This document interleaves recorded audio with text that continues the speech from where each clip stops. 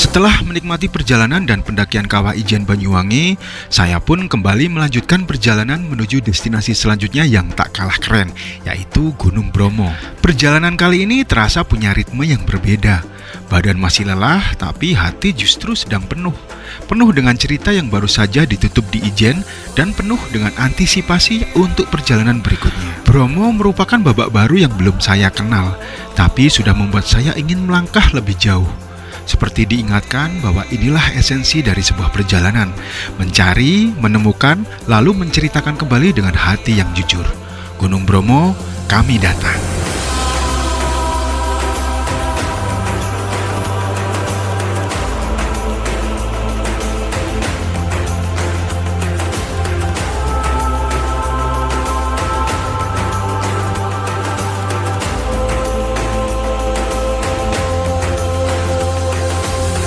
Halo sadulur, ketemu lagi bersama dengan kami di Ini Journey Channel. Semoga dulur-dulur dalam keadaan baik dan sehat selalu. Dan saat ini kita berada di Paldo-Di Nyepping Ground atau di Kawah Ijen,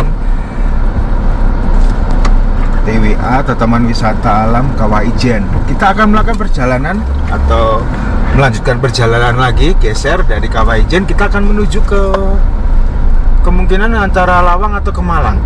Tapi saat ini saya akan coba mereview jalur menuju ke Bondowoso. Ini udah masuk Bondowoso nih. Welcome to Bondowoso Ijen Geopark. Nah, ini untuk menuju Bondowoso atau titik poinnya kita di alun-alun Bondowoso sekitar 66 km dengan estimasi waktu sekitar 1 jam 51 menit. Nah, ini kita lewat jalur Kawah Wurung. Dan kebetulan ini merupakan jalur alternatif karena jalur selatan itu menuju Jember ya. Banyuwangi Jember itu sedang ditutup. Udah perbaikin di Gumitri kalau nggak salah. Dan sedangkan menuju ke Situbondo, dari Banyuwangi ke Situbondo kemarin itu macet hampir 50 kilo di Baluran. Jadi memang jalur ini banyak dipilih jadi alternatif. Dulu kita pernah kesini tapi dulu nggak sempet mereview dan karena memang nggak kepikiran ya. Nanti ada Kawah Wurung juga, ke Bondowoso waktu itu kita ke Situbondo, istirahat ke Situbondo, ke Utamaraya. Nah ini kira-kira gimana jalurnya? Ini langsung menurun dan jalannya agak rusak sih.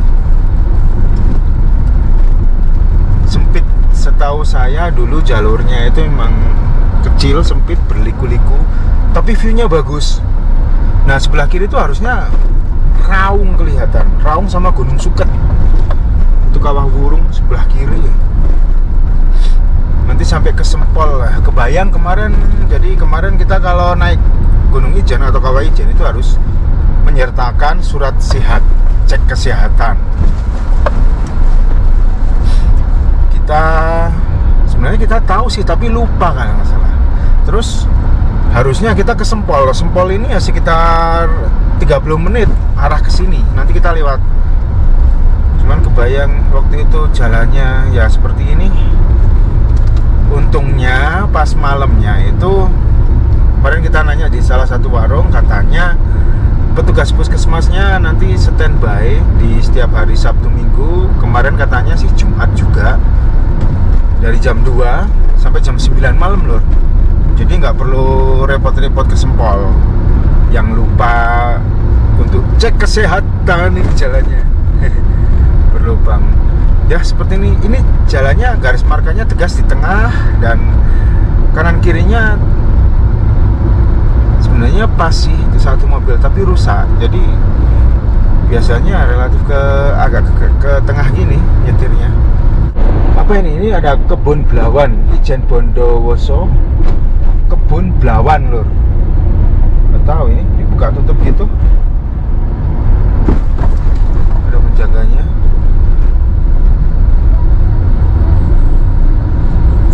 Ini apa? Kebun kopi ini. Nah kiri, kopi atau coklat?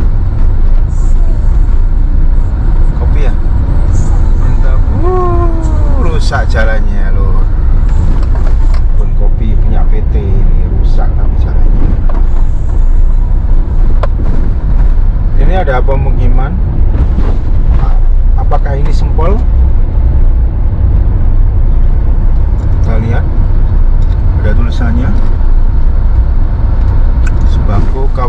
Dusun Margahayu. Bukan berarti. Ini cuma segini sih. Ada pemetik kebun teh. Pemetik teh.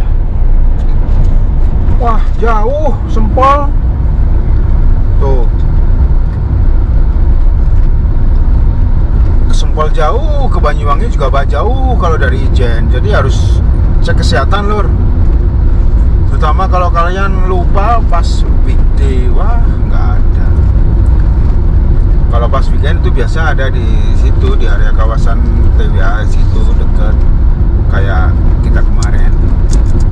Dan ini ada pemukiman lagi. Ini nih ada tulisan apa nih? Sempol kah? Kalianyar? Bukan ya? Tuh masih jauh ternyata ya. Coba kalau kemarin kita cek kesehatan ini ke puskesmas Sempol jauh banget. Ini pemukimannya juga dikit. Cuman sampai segini.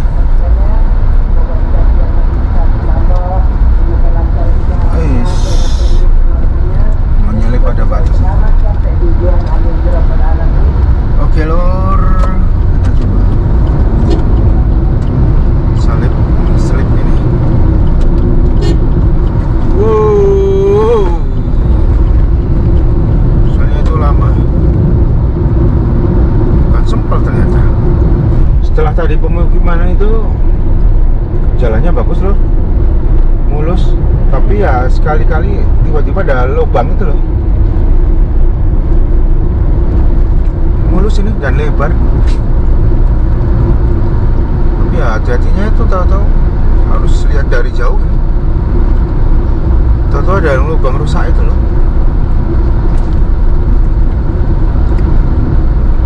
Dan di sini ada pos pemeriksaan juga, pos pelalangan.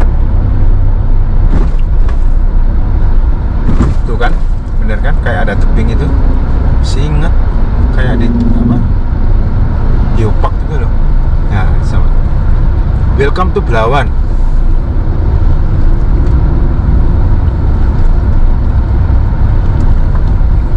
Terus nanti di depan ada rumah-rumah kayu itu loh, rumah-rumah panggung. Inikah Sempol? Jauh banget. Penasaran dengan Sempol. Apotek Langit. Nah, kan di sini.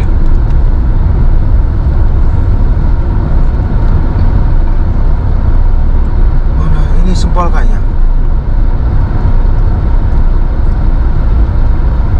Tuh. Pos jaga Sempol. Pos jaga Sempol ini dia, jauh banget, Lur. Itu kan rumah-rumah panggung itu. Bentukannya tuh ya bukan rumah panggung tapi semacam gitu loh. Kenapa? Rumahnya sama. Iya, rumahnya sama gitu loh. Dan tuh kita udah sampai di Sembalun. Kayak di Sembalun tuh. Bukitannya. Ya ini posisi tidurnya banyak. Nah ini kan rumah-rumah bilik itu loh. Ini kan rumah bilik tuh. Masih inget. Lupa inget.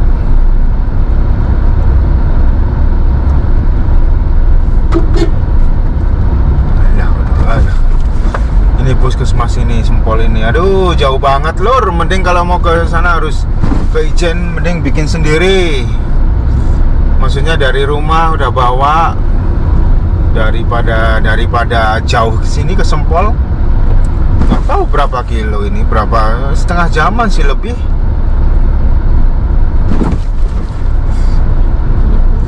Jalan raya ini ada polisi tidurnya. Nah ini kita masih lanjut lagi, Lur.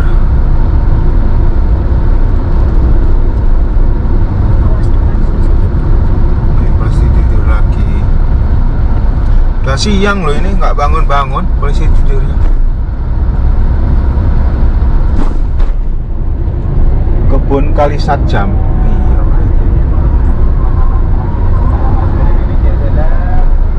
Apa ini? Amal. Terima kasih, selamat jalan. Dan di depan ini ada bukit. Jadi inget kayak Sembalun itu. Miranya itu. Kebetulan kemarin kan kita dari Bandung langsung ke Sembalun. Di Sembalun itu sekitar 14 hari loh. Dengan view ya seperti ini nih. Bukitnya bagus. Kayak berotot gitu loh urat-uratnya. Mulus, wah, keren itu kalau buat pendakian. Tapi ini kayak di bawah, nggak tahu ini view-nya apa. Sejauh ini jalannya cukup oke lur, nggak ada tanjakan yang tajam, tikungan tajam, cuman memang ini kendalanya tuh lubang-lubangnya ini loh, ngagok-ngagokin. Jadi kalau pas mau ambil speed kenceng, tahu-tahu ada jeglung gitu kan, sayang kaki-kaki mobil. Minim penerangan dan sejauh ini nggak lihat SPBU. Jadi sebelum kesini ya memang harus full tank. Untung kemarin kita full tank waktu di Banyuwangi lur. Ini masih di Jalan Kawah Ijen kalau di Google Map. Asli ini jalannya enak banget lur. Mulus, adem. Garis markanya jelas ini di tengah dan sepi. Wah, benar-benar enak ini.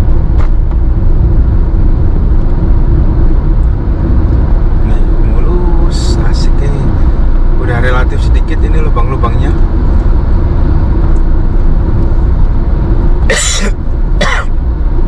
Masih 39 km lagi kalau Alun Bondowoso. Sekitar 59 menit. Nggak ada 1 jam. Ini enak banget ini jalannya, udah asik ya.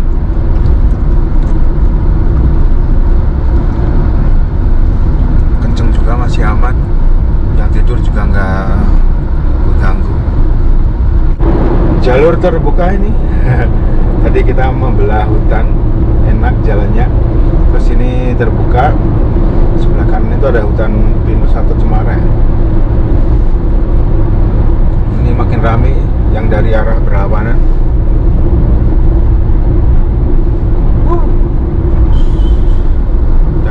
Jalannya juga masih oke, bagus. Ini kalau nanti saya sanjung puji nggak ada si pujian, nggak ada lubang, tahu-tahu ada lubang. Ini enak banget. Jalurnya landai. Di sebelah kanan hutan ini jadi masih hijau-hijau itu matanya. Itu kayaknya ada pusat keramaian kah? Ada semacam tower. Kita udah masuk perkotaan. Ini kita udah mulai masuk pemukiman, cukup padat ketimbang yang tadi lor. Gimana ini? Hah? Sukorejo. Sukorejo itu apa? Desa atau? Desa Sukorejo. Toko-toko udah mulai rame di sini. Jalannya oke, benar-benar oke dari tadi. Ini kita udah mulai di bawah ini, dari dataran tinggi kan, dari dataran tinggi Ijen. Kita menuju ke bawah, dataran rendah, alun-alun Bondowoso atau Bondowoso kota.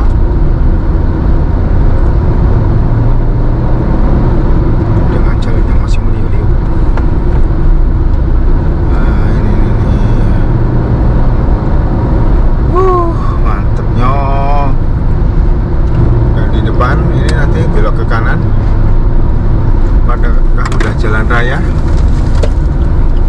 Ini dia, ada Nurul Amin, masjid besar. Tongan pertigaan jalur. Dan di sini udah mulai rame nih kayaknya. Udah lihat ada Indomaret terus.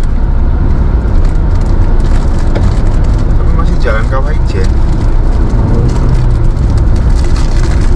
Setengah jam lagi kita sampai alun-alun Bondowoso. Kita istirahat sebentar lah. Ya, makin umur jadi 2 jam istirahat. Kalau tol mungkin bisa 3, 4 atau 5 jam juga masih oke ya. Kalau ini benar kerasa capeknya sekarang. Ini ya, kita belok ke kiri lur.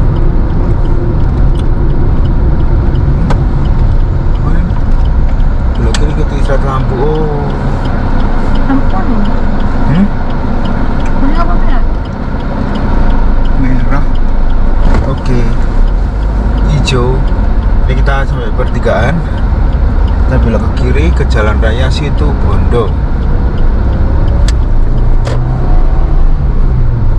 Udah di ini gitu. Halo. Oh, udah di, oh enggak. Kirain udah di Jalan Pantura. Oke lor, ini kita udah sampai di alun-alunnya ya, itu sebelah kanan gitu. Kalau di titik Google Map. Setelah melewati rute perjalanan yang berliku-liku tapi seru dari Kawah Ijen, akhirnya saya sampai di Bondowoso. Kota ini jadi titik nafas jenak sebelum melanjutkan perjalanan yang lebih panjang. Tidak lama berhenti, saya langsung mengarahkan mobil menuju Malang. Begitu masuk tol, suasana perjalanan berubah total, lebih tenang, lebih cepat, dan jauh lebih nyaman. Setelah seharian penuh berada di jalur pegunungan. Setibanya di Malang, hari sudah berubah menjadi malam. Saya langsung mencari penginapan sederhana, yang penting nyaman untuk rebahan, mandi air hangat, dan memulihkan badan, sebelum besoknya kembali membuka babak baru petualangan. Oke lor, sekarang jam 11.53. Kita ada di penginapan Redors Taman Indah Syariah ya. Nah, ini kita semalam di sini. Ini sangat worth it dan rekomen banget untuk penginapannya di harga 160. Datang langsung. Kemarin kita pakai Agoda 2 kamar, beda dikit. Nah, ini untuk area depannya ada semacam teras, kursi enak. Dan ini untuk L. Ini kita coba masuk, luas banget. Nah, itu ada lemari, dan di sini ada televisi, 2 meja. Ini kita udah dipakai ya, jadi berantakan ya, karena ini kita udah mau check out. Nah, ini seperti ini penampakannya, cukup luas dan bagus, bersih, wangi. Dan di sini ada kamar mandinya juga luas banget. Maksudnya ya nggak sempit-sempit banget lah. Nah, pakai water heater, itu showernya kenceng banget dan panas. Showernya kalau dinyalain udah kayak ular kobra itu karena saking kencengnya. Ngobos. Dari Malang sekitar jam 9 malam, perjalanan menuju Bromo lewat jalur Pasuruan dimulai. Suasana kota yang awalnya ramai perlahan memudar begitu mobil mulai keluar dari area pusat kota. Begitu masuk ke arah Purwodadi dan meneruskan ke Pasuruan, jalanan mulai lengang. Makin ke atas, suasana berubah jadi lebih gelap dan sepi, tipikal jalur pegunungan di malam hari. Sekitar jam 11 malam akhirnya sampai di Wonokitri. Saya langsung mencari penginapan untuk istirahat sebentar sebelum sunrise trip jam 4 pagi nanti. Udara pagi itu benar-benar menggigit. Karena mobil R3 tidak diperbolehkan naik ke kawasan Bromo, saya pun menyewa jeep melalui pengelola homestay. Mesin jeep yang meraung pelan di depan penginapan menandai dimulainya perjalanan menuju kawasan Bromo. Dengan tubuh masih setengah mengantuk, tapi hati penuh antusias, siap untuk pengalaman pertama menyaksikan Bromo dari dekat dan menyambut pagi di salah satu tempat paling ikonik di Indonesia.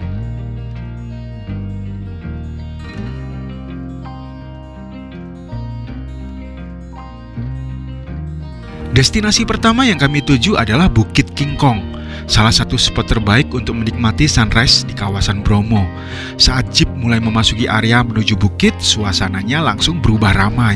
Puluhan bahkan ratusan jeep sudah parkir berjajar di sepanjang jalan. Hingga pada satu titik, mobil jeep kami terhalang oleh mobil lain.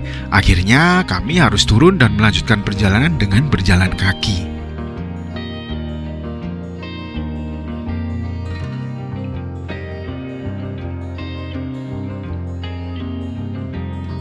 Sesampainya di Bukit King Kong, suasananya sudah sangat ramai.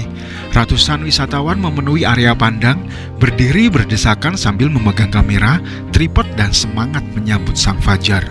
Namun pagi itu keberuntungan belum sepenuhnya berpihak. Sang fajar muncul malu-malu jauh dari kata sempurna. Cahaya pertama yang biasanya memerah indah di balik Gunung Semeru justru tertutup oleh awan tebal dan pekat. Kabut semi tipis tadi pagi, sunrise-nya agak kurang karena kabut tebal. Karena dari tadi nungguin kabut, dia tidak pergi-pergi, akhirnya kita yang pergi. Ini treknya lumayan curam ya, lumayan terjal, tapi tanahnya tuh padat. Tanahnya padat dan enak sekali nih buat gunung. Ini jam berapa dia, Pak? Ini jam setengah 7. Setengah 7 dan view-nya Luar biasa sekali. Luar binasa. Kabut. Pokoknya Bromo harus Juli sama Agustus. Setelah matahari pagi itu tampil malu-malu di balik awan, kami kembali turun menuju jeep dan melanjutkan perjalanan ke destinasi berikutnya, yaitu Lautan Pasir dan Kawah Bromo. Memasuki lautan pasir, mata saya langsung disambut pemandangan yang ikonik. Debu tipis sesekali terangkat oleh debu jeep yang melintas, menciptakan efek dramatis yang selalu terlihat keren meskipun sudah sering dilihat di foto atau video. Rasanya sulit dipercaya kalau tempat seindah dan seluas ini ada di tengah Jawa Timur. Tadi 18 menit dari pertigaan, ini ketinggian 2182 mdpl. 5,28 kilo jam 8. Nanti kita ke sana, jalan ke sana. Tuh. Summit kita summit. Tuh kita. Jalur dari area parkir jeep menuju tangga kawah ternyata lebih menantang dari yang saya bayangkan. Begitu turun dari jeep, langsung disambut angin kering yang membawa debu halus ke segala arah. Setiap langkah meninggalkan jejak di pasir yang gembur, membuat kaki harus bekerja sedikit ekstra. Sepanjang perjalanan, debu berterbangan setiap kali ada kuda lewat atau wisatawan lain berjalan di depan. Sesekali harus menutup hidung dan mulut dengan buff, karena sekali angin besar datang, debu bisa langsung mengaburkan pandangan dan membuat nafas terasa sesak. Hingga akhirnya tiba di jalur anak tangga yang akan membawa kita ke bibir kawah. Ini sampai kawah, bawahnya nyegerak banget. Sejam 12, jam 9 ini. Ini nyegerak banget. Awas hati-hati, beracun loh. Jangan langsung kena itu. Dan itu di sini ada spot bulan cenah. Ini dia spot bulannya yang dikontenin jadi spot bulan. Aslinya segini, aslinya di bawah sini loh. Aslinya di sini. Nah, kita tadi dari sana. Terus kita jalan ke sini. Set. Ini. Nah, ini yang kemarin banyak teman-teman konten kreator spot bulan katanya. Ya, ini sebelah sini nih. Kalau di zoom gini, pakai drone rendah aja, udah kayak di bulan katanya.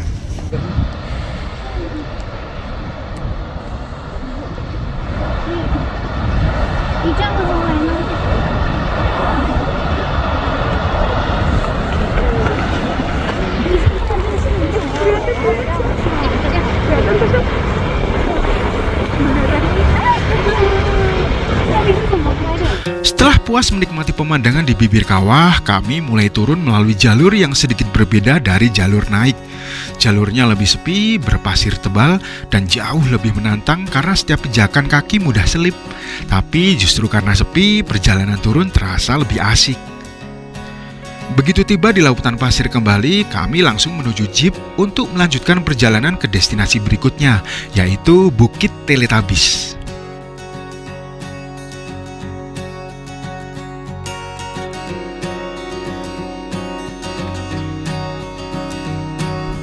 Kami berhenti sejenak di area Bukit Teletubbies, tek beberapa foto dan video, bahkan sempat mencicipi bakso khas Malang sebelum akhirnya kembali melanjutkan perjalanan menuju spot terakhir, yaitu Pasir Berbisik. Hamparan pasir luas yang ditiup angin ini memiliki suara khas yang membuatnya mendapat nama itu. Kami hanya lewat dan memilih untuk melanjutkan perjalanan pulang ke penginapan karena hari memang sudah terlalu siang.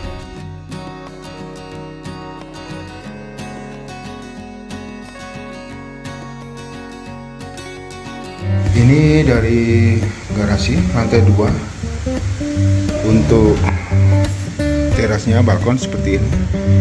View ini pas kabut, kalau cerah itu penanjakan di atas sana kelihatan. Ini sedang kabut. Dan untuk kamarnya itu atau ruangannya ya, nomor 2.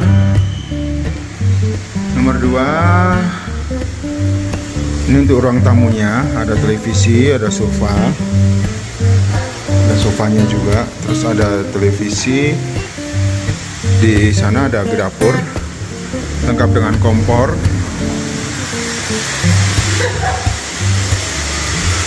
Dan ini kamar mandinya, ada water heater, tapi water heaternya itu tuh ngocornya, itu kepalanya kepenggal. Jadi kita sambil masak air, jadi ada ember, masak air pakai teko disediain tuh. Ada teko ini, kompor juga tersedia. Dan di sini ada piring, mangkok, sama tuh listriknya kuat, sobat hair dryer. Untuk kamarnya ada dua, kamar satu ini kita udah mau cekot jadi berantakan. Sama yang kedua ini